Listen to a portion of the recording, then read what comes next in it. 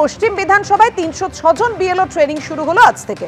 নিজেদের সমস্যার কথা তুলে ধরেন বিএলওরা, পাশাপাশি নির্ধারিত গাইডলাইন দিয়ে সমস্ত ব্যাখ্যা করেছেন সরকারি আধিকারিকরা।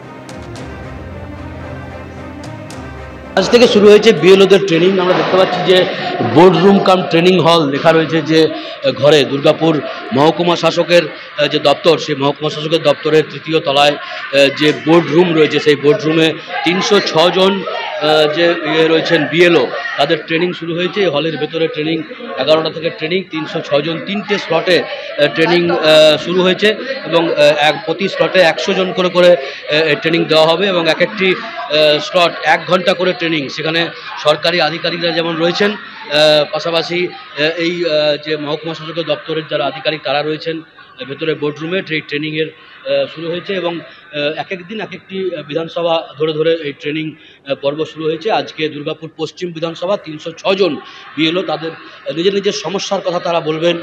অনেকে স্কুল সংক্রান্ত সমস্যা রয়েছে, কারণ একটি স্কুলে 2 জন যারা টিচার তারাই এই বিএলওর দায়িত্ব পেয়েছে, তাদের পঠন পাঠনের সমস্যা বা অন্যান্য অনেক সমস্যা সেগুলো তুলে ধরা হবে বা কিভাবে তারা কাজ করবেন সেই নির্দেশিকা সরকারি যারা আধিকারিক তারা এখানে তাদেরকে জানাবেন। এই ট্রেনিং পর্ব কিছুক্ষণ আগেই শুরু হয়েছে দুর্গাপুরের মহকুমা শাসকের দপ্তরে। ক্যামেরায় বিধানদের সাথে মনোজ বন্দ্যোপাধ্যায়, এবিপি আনন্দ, দুর্গাপুর, পশ্চিম বর্ধমান। এবার দেখাবো ডিরোজিও অডিটোরিয়ামে যেখানে বিএলওদের প্রশিক্ষণ হয়েছে সেই ছবি তুলে ধরেছেন আমাদের প্রতিনিধি সুদীপ্ত আচার্য। যারা বিএলওর দায়িত্ব পেয়েছেন তাদের মধ্যে অধিকাংশ রয়েছেন শিক্ষক, কিন্তু এই সময় পরীক্ষা রয়েছে, খাতা দেখার দায়িত্ব রয়েছে, কিন্তু স্কুলের তরফ থেকে অন ডিউটির কোনো ব্যবস্থা করা হয়নি।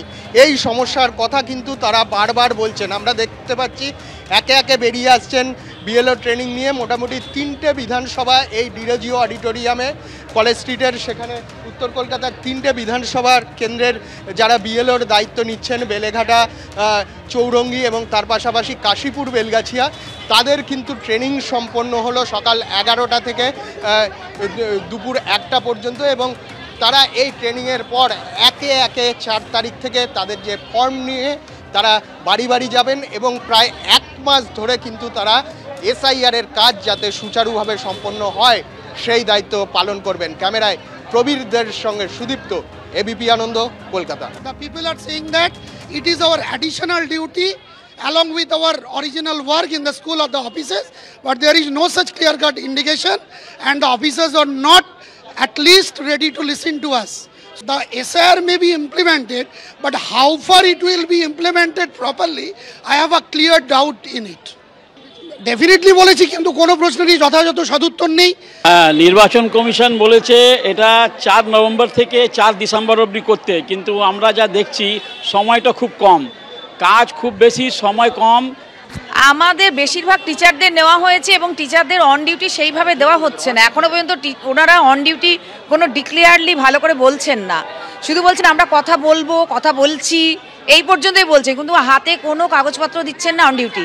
অথচ 4 নভেম্বর থেকে 4 ডিসেম্বর পর্যন্ত টানা 31টা দিন যে আমরা স্কুলে না গিয়ে কি করে কাজটা করব, আমরা ওখানে বলতে চেষ্টা করেছি, কিন্তু ওনারা নানান রকমভাবে জোর চাপিয়ে দিচ্ছেন, বসিয়ে দিচ্ছেন।